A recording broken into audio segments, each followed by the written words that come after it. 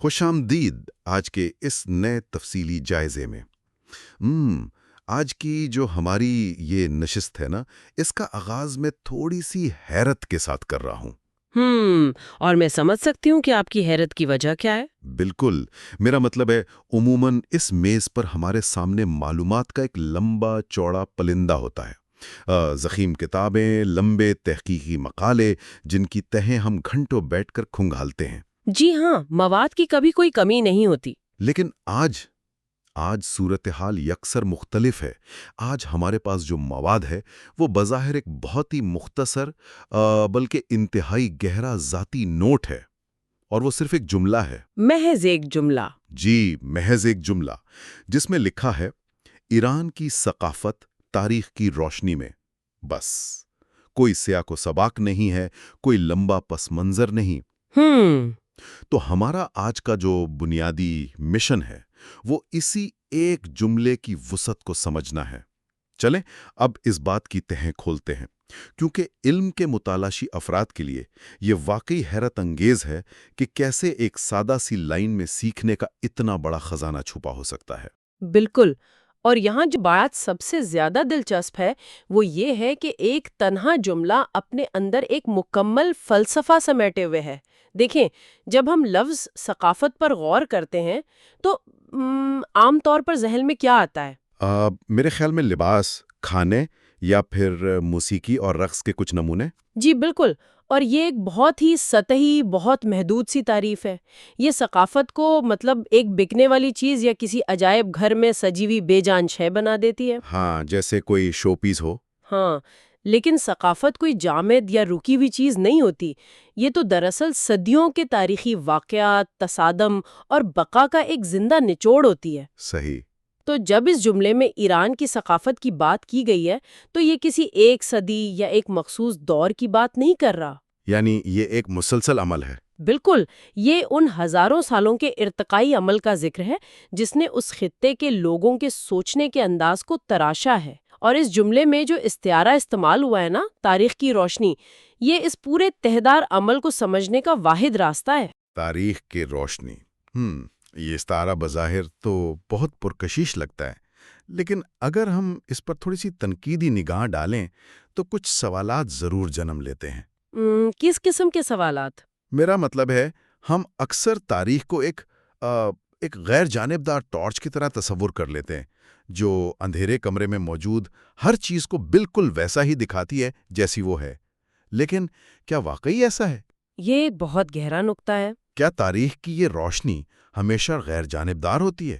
کیونکہ اگر ہم یہ تسلیم کر لیں کہ تاریخ ایک روشنی ہے تو ہمیں یہ بھی ماننا پڑے گا کہ روشنی کا کام صرف چیزوں کو دکھانا نہیں ہوتا، بلکہ کچھ چیزوں کو چھپانا بھی ہوتا ہے۔ 100% درست۔ جس چیز پر روشنی ڈالی جائے گی وہ تو نمایاں ہو جائے گی، لیکن اس کے ارد گرد موجود باقی تمام چیزیں وہ مزید گہرے سائے میں چلی جائیں گی۔ بالکل، یہ تاریخ نویسی کا سب سے بنیادی مسئلہ ہے۔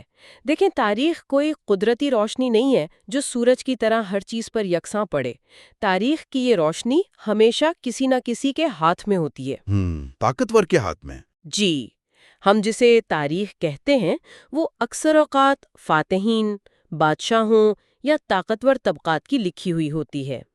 جب ہم ایران کی ثقافت کو اس روشنی میں دیکھتے ہیں تو ہمیں عظیم الشان محلات نظر آتے ہیں، جنگوں کے احوال نظر آتے ہیں، درباروں کی کہانیاں بڑے واضح نظر آتی ہیں، لیکن ایک عام کسان کی زندگی یا کسی عام کاریگر کی محنت۔ بالکل، وہ گمنام افراد جن کی اصل محنت سے وہ ثقافت بنی، وہ اکثر ان سایوں میں چھپ جاتے ہیں جن کا آپ نے ذکر کیا۔ اس لیے جب یہ جملہ ہمیں دعوت دیتا ہے کہ ہم ثقافت کو تاریخ کی روشنی میں دیکھیں تو اس کا اصل مطلب بہت گہرا ہے۔ یعنی ہمیں صرف روشنی پر اندھا بھروسہ نہیں کرنا۔ بالکل نہیں، ہمیں اس روشنی کے منبع کو بھی سمجھنا ہوگا اور ان سایوں کو بھی تلاش کرنا ہوگا جو اس مخصوص روشنی کی وجہ سے پیدا ہوئے ہیں۔ یہ ہوئی نا بات، ہمیں اس ٹارچ کے زاویے کو پرکھنا ہے۔ اور اگر ہم خاص طور پر ایران کی بات کریں تو یہ خطہ اس تاریخی تجزیے کے لیے ایک بہترین ایک کمال کی تجربہ کا ہے۔ کس لحاظ سے؟ جغرافیائی لحاظ سے دیکھیں، ایران ایک ایسے مقام پر واقع ہے جو صدیوں تک تہذیبوں کا چوراہا رہا ہے۔ یہ ایک ایسا خطہ ہے جہاں سے مشرق اور مغرب کے تجارتی قافلے بھی گزرے اور حملہ آوروں کی فوجیں بھی۔ جی ہاں، بالکل۔ تو اگر کوئی محض آج کے دور کے کسی ثقافتی پہلو کو دیکھ کر ایران کے بارے میں کوئی حتمی رائے قائم کر لے تو وہ یقیناً ایک بہت بڑی غلطی پر ہوگا۔ بے شک، اور یہی وہ جگہ ہے جہاں ثقافتی تسلسل اور تبدیلی کے درمیان کی جو کشمکش ہے نا، وہ کھل کر سامنے آتی ہے۔ ایران کی طویل تاریخ میں کئی ایسے ادوار آئے جب اسے بیرونی طاقتوں نے فتح کیا۔ یونانی آئے، عرب آئے، منگول آئے، طوفان در طوفان۔ جی، لیکن حیرت انگیز طور پر ثقافتی میدان میں ایران نے اپنے فاتحین کو ہی فتح کر لیا۔ ہاں، یہ ذرا وضاحت طلب بات ہے۔ فاتحین کو فتح کر لیا؟ میرا مطلب ہے کہ فاتحین آئے تو اپنی زبان، اپنی روایات اور اپنے رسم و رواج کے ساتھ تھے، لیکن کچھ ہی عرصے بعد وہ ایران کی مقامی ثقافت، فن تعمیر اور خاص طور پر زبان کے سحر میں ایسے گرفتار ہوئے کہ انہوں نے اسی ثقافتی رنگ کو اپنا لیا۔ یعنی وہ فوجی طور پر تو جیت گئے لیکن ثقافتی طور پر مقامی تہذیب میں ضم ہو گئے؟ بالکل، اور یہ وہ پیچیدگی ہے جسے تاریخ کی روشنی کے بغیر سمجھنا ناممکن ہے۔ اگر ہم صرف آج کی ایرانی ثقافت کو دیکھیں تو ہمیں یہ ایک ہموار اور یکساں سطح نظر آئے گی، لیکن تاریخ ہمیں بتاتی ہے کہ یہ ہموار سطح دراصل ان گن طوفانوں، تصادموں اور ثقافتی ملاپ کے بعد وجود میں آئی ہے۔ لیکن ذرا رکیے، کیا اس ثقافتی انضمام کو ہم واقعی اتنی رومانوی شکل دے سکتے ہیں؟ آپ کا اشارہ کس طرف ہے؟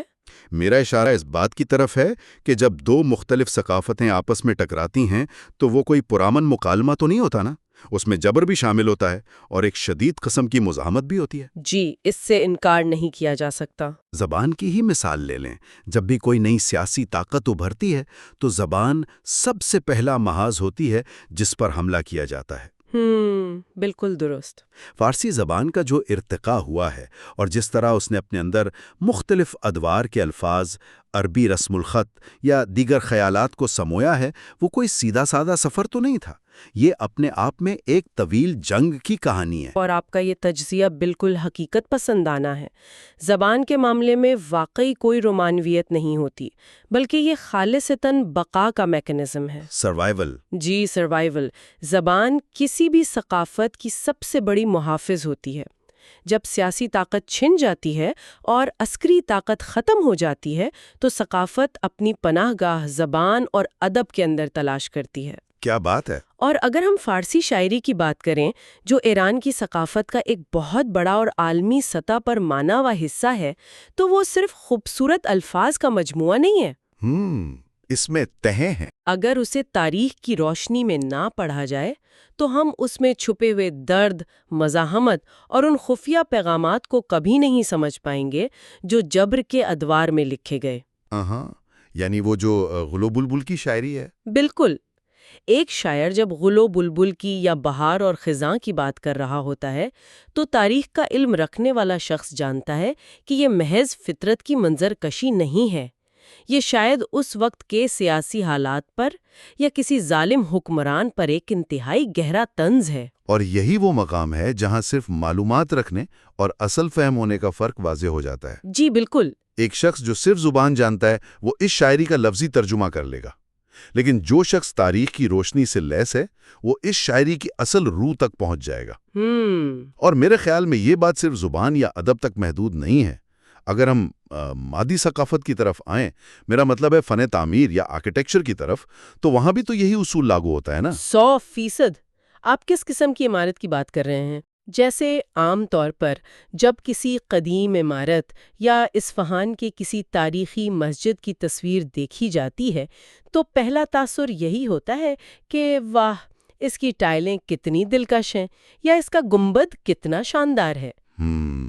ایک جمالیاتی تاثر۔ جی، لیکن کیا یہ خوبصورتی کسی خلا میں وجود میں آ گئی تھی؟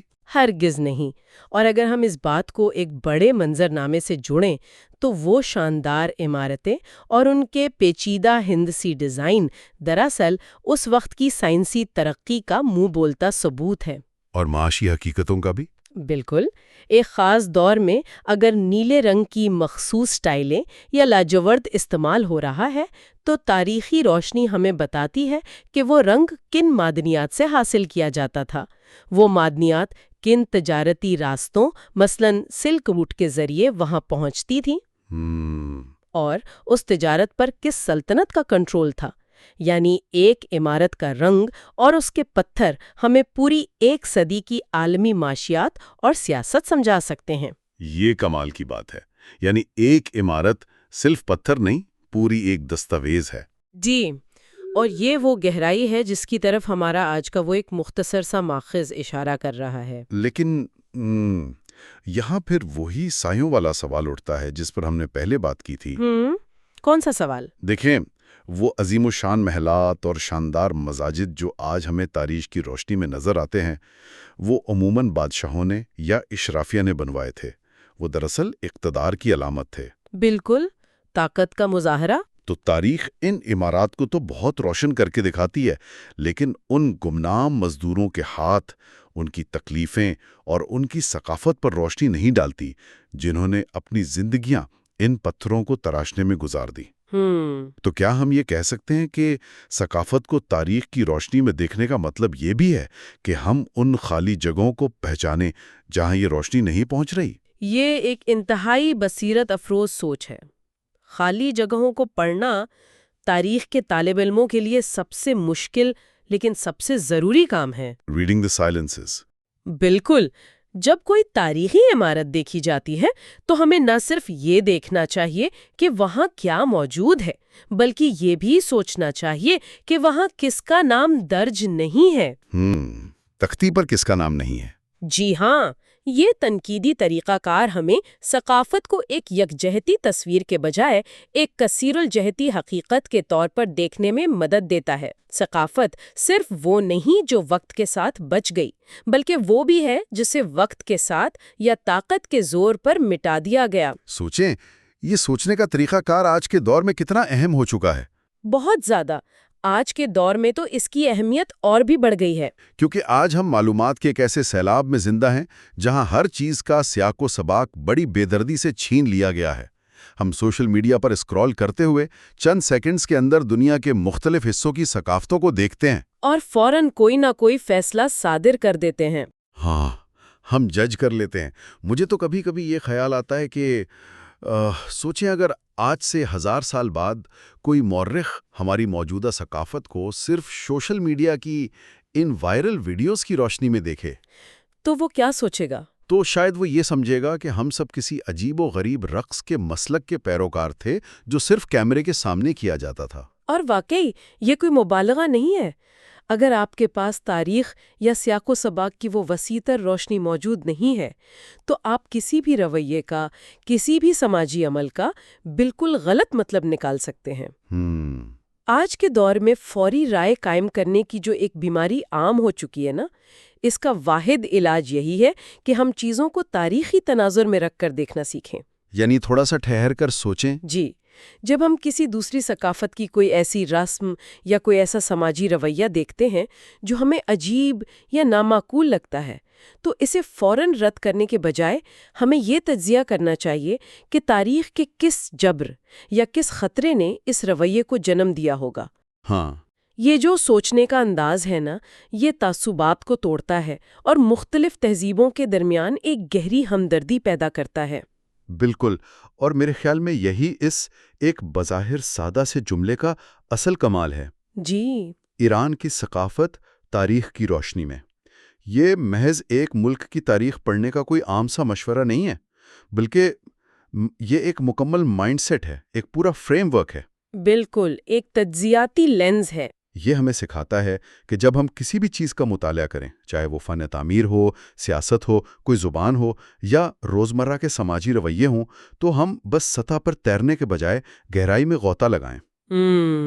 علم کے متلاشی افراد کے لیے جاننا واقعی بہت ضروری ہے کہ آج کے دور کے شارٹ کٹس ہمیں صرف سطحی معلومات تو دے سکتے ہیں، لیکن جو اصل حکمت اور بصیرت ہے نا، وہ ہمیشہ تاریخ اور ثقافت کی ان پیچیدہ تہوں سے ہی حاصل ہوتی ہیں، جہاں چیزیں ایک دوسرے سے بڑی خاموشی سے جڑی ہوتی ہیں۔ اور اس خاموش جڑت کو سمجھنا ہی کسی بھی علم کا اصل مقصد ہوتا ہے۔ ہم کہہ سکتے ہیں کہ ثقافت وہ کینوس ہے جس پر وقت نے بے شمار رنگ بکھیرے ہیں، اور تاریخ وہ تجزیاتی روشنی ہے جو ہمیں بتاتی ہے کہ کون سا رنگ کس دور میں کس وجہ سے اور کس کی مرضی سے شامل ہوا۔ کیا خوبصورت تشبیہ ہے! شکریہ۔ لیکن اس ساری بحث اور اس اتنے گہرے تجزیے کے بعد یہ سب ایک بہت اہم سوال اٹھاتا ہے۔ اور وہ سوال کیا ہے؟ دیکھیے، ہم نے یہ تو تسلیم کر لیا کہ تاریخ کی روشنی ثقافت کے خود و خال کو واضح کرتی ہے۔ ہم نے اس روشنی اور ان سایوں کی بھی تفصیل سے بحث کی۔ جی بالکل کی۔ لیکن کیا اس پہلو پر غور کیا جا سکتا ہے کہ آج کے عالمی منظرنامے میں جب انٹرنیٹ اور ذرائع ابلاغ نے ظاہری طور پر تمام حدیں ختم کر دی ہیں، تب بھی ایک غالب اور طاقتور موجودہ ثقافت خود یہ فیصلہ کرنے لگتی ہے کہ تاریخ کی کون سی روشنی دنیا تک پہنچنی چاہیے اور کس حصے کو مستقل اندھیرے میں رکھنا چاہیے؟ یہ تو بہت گہری بات ہے۔ کیونکہ جو روشنی آج ہم تک پہنچ رہی ہے، اس کا سوئچ اب بھی تو کسی نہ کسی بڑی طاقت یا کسی طاقتور بیانیے کے ہاتھ میں ہے نا؟ کیا ہم واقعی وہ دیکھ رہے ہیں جو ہوا تھا، یا ہم صرف وہ دیکھ رہے ہیں جو ہمیں بڑی مہارت سے دکھایا جا رہا ہے؟ کیا زبردست اور ذہن کو جھنجھوڑ دینے والا زاویہ ہے۔ یعنی بات پھر وہیں آ جاتی ہے کہ اس ٹارچ کو پکڑا کس نے ہوا ہے۔ اس کا مطلب ہے کہ ہمارا یہ علمی سفر یہاں ختم نہیں ہوتا، بلکہ یہاں سے تو اصل سوالات کا آغاز ہوتا ہے کہ ہماری معلومات کے ذرائع آج کے دور میں کس قدر شفاف ہیں۔ جی بالکل۔ تو علم کی جستجو رکھنے والے تمام افراد کے لیے یہ بحث محض ایک گفتگو کا اختتام نہیں ہے، بلکہ ایک بالکل نئی اور گہری سوچ کا آغاز ہے۔ یہ ہم سب کے لیے ایک کھلی دعوت ہے کہ ہم تاریخ اور ثقافت کے ان الجھے ہوئے دھاگوں کو خود سلجھانے کی کوشش کریں، اور ہر قدم پر یہ پرکھیں کہ جس روشنی میں ہم اس دنیا کو دیکھ رہے ہیں وہ واقعی حقیقت کا پرتو ہے یا کسی خاص اور طاقتور بیانیے کا عکس۔ علم کے گہرائیوں کا یہ سفر یقیناً یوں ہی جاری رہنا چاہیے تاکہ ہم دنیا کی تہ در تہ پیچیدگیوں کو زیادہ شعور، زیادہ باریک بینی اور بہت بہتر تجزیاتی صلاحیت کے ساتھ سمجھ سکیں۔ اگلی بار تک کے لیے اسی طرح سوالات کی کھوج جاری رکھے اور سطحی باتوں سے آگے بڑھ کر سوچنے کی اس بہترین عادت کو پروان چڑھاتے رہیے۔ خدا حافظ۔